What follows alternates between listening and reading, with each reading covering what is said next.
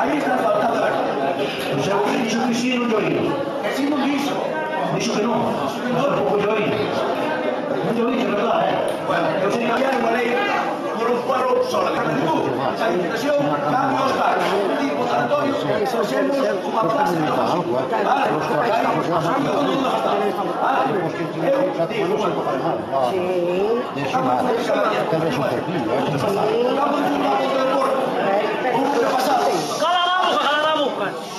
Sí, claro, que playa de por favor, a ver, Pepe.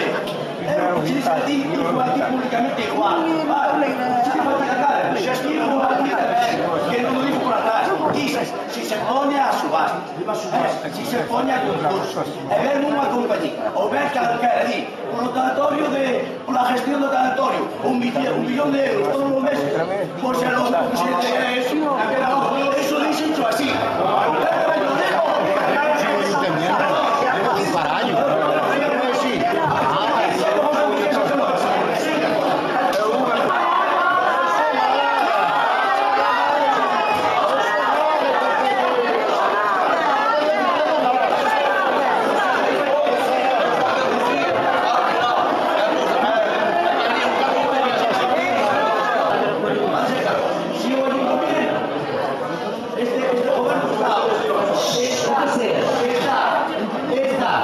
En este tema do tanatorio é porque dixeron desde o principio que eles non eran capaces de su trabajo. Si non,